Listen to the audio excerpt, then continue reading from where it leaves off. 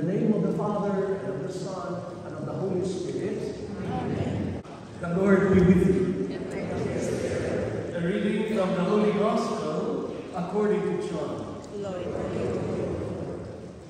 Chapter 10, verses 11 to 18. The Good Shepherd lays down his life for the sheep.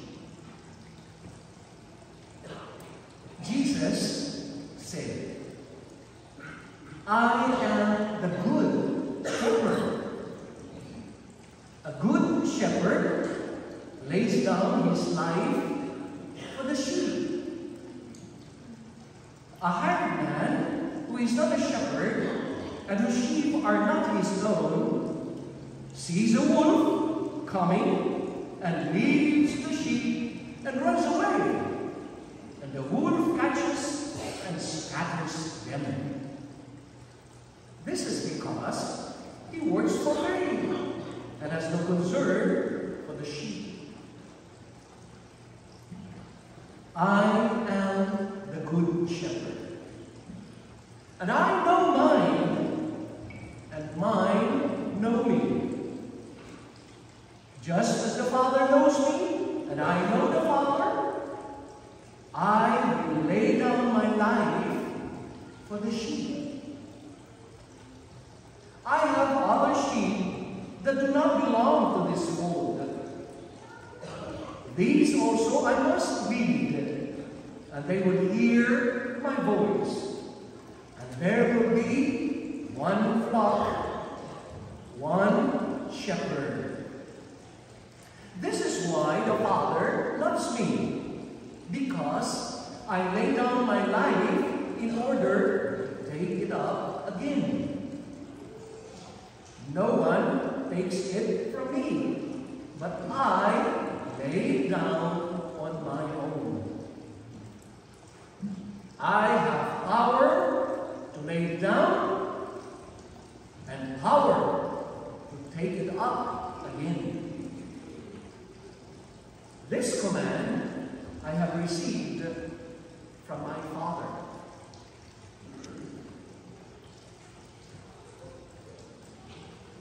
The proclamation of the good news of our salvation. Praise to you, Lord Jesus Christ.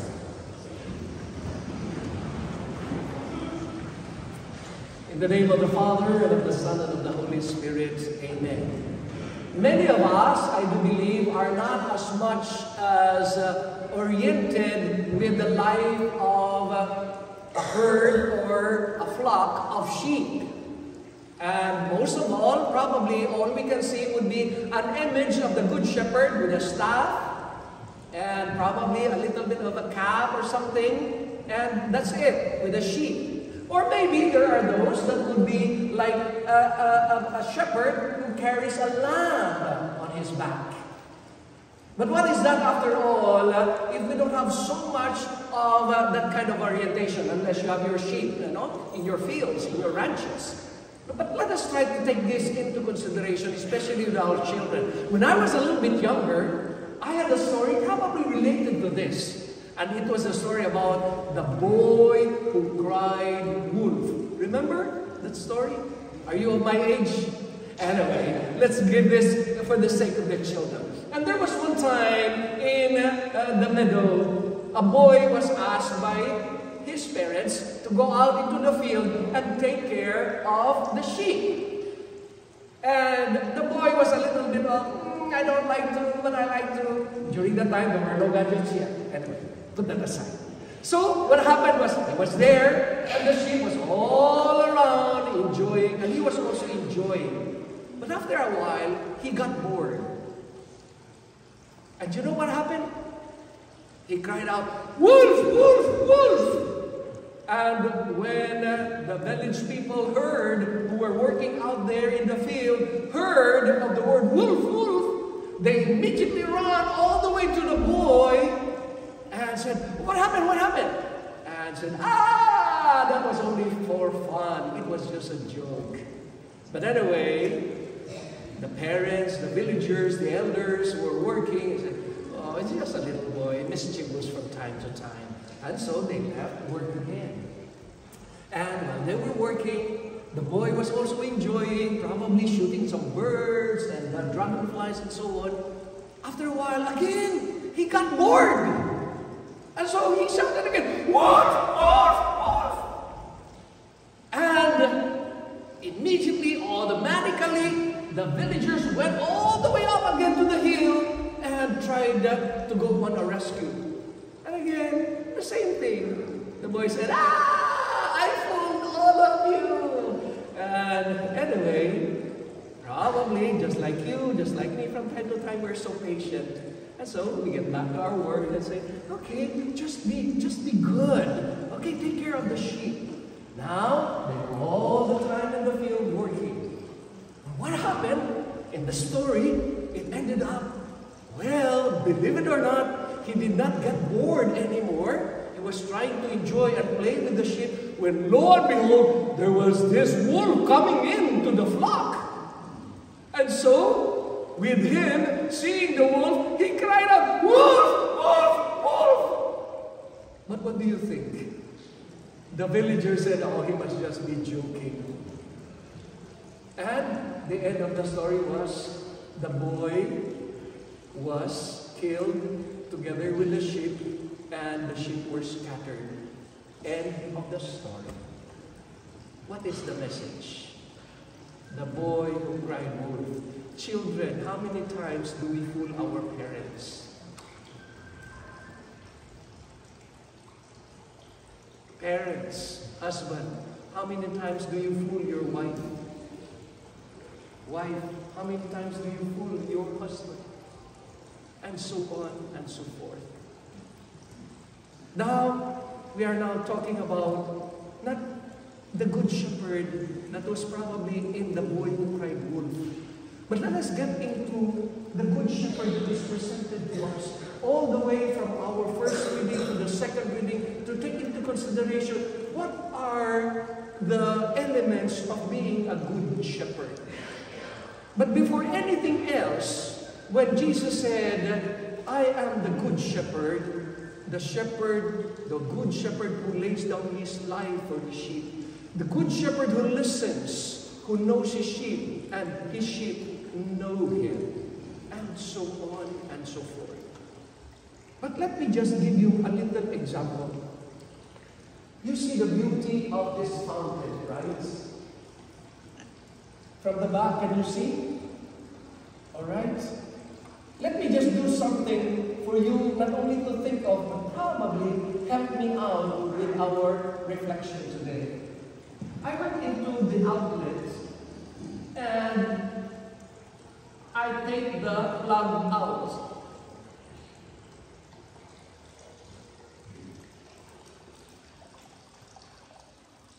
What happened to the fountain?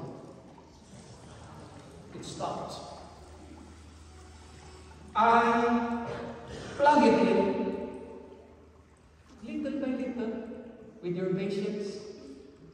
In a little time, you say, "La, turn it on." There with the remote control. There's a remote control.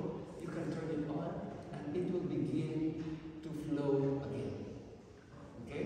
Can I ask you to turn that on? It's there at the sacristy.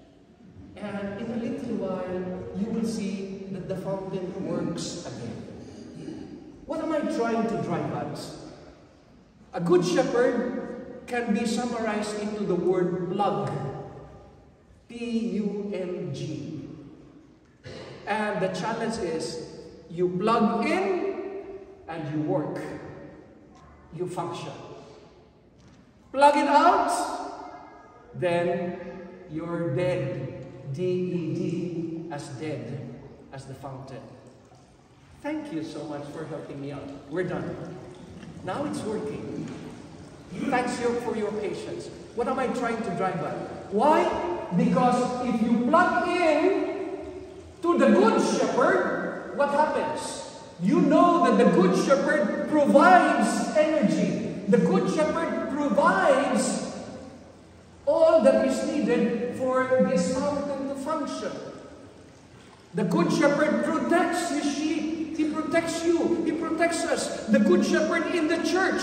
The good shepherd in the priest. The good shepherd in a father, in a mother. The good shepherd in a mentor, in a teacher, in an elderly. Even children, you become good shepherds to your parents. Especially when mom and dad, they fight, and you say, Mom, stop it! Dad, stop it! Right? All of us are called to be good shepherds in our own little way. Well, think about how do you provide? How do you protect? Another point in the Good Shepherd is the letter L of plug. The letter L is no other than the Good Shepherd listens to the sheep, inasmuch as the sheep listens to the shepherd. That's why I know my sheep and mine know me. Sometimes they even give names to all the different sheep, no matter how many they are. 200, 300, you go to the Israel and they have Bedouins who are shepherds. And they follow the shepherd. How about you, children? Do you follow your shepherd, mom, dad, or do you shout at them? How about you, children? Do you give love and respect to your shepherd? How about you, husband and wife? Are you good shepherds for each other? This is our vocation. Vocation is not only for the priest. It's not only for the nuns or the religious. It's for all of us. Because we are called to be holy and perfect in His sight all the days of our life. Vocation is for the leaders of the church, for the leaders of our community, for the leaders of the world, that we become good shepherds, that we may be able to say, I will lay down my life. Look, when husband and wife, you promise each other, for better, for worse, for richer, for poorer, in sickness and in health, did you say, until further notice? See? Until death do us part. That is where you listen. As good shepherds, you don't only listen. Most importantly, as good shepherds, you lead the flock. You lead by example. Just like us priests, with all the scandals and all the questions and whatever you can think of, the sins of the church. What is most important is we look back into our leader who leads us all the way to become like Him, to become good shepherds ourselves. Parents, you lead your children, not by words and blah, blah, blah, yakiti, yak, yak. You lead them by your good example. And if that would be the case, then are you plugged in? Because you know what? In the life of the family, in the life of the church, in the life of the flock, the good shepherd has the letter U. And if you are plugged in, you are what? You are in union, correct? You are linked.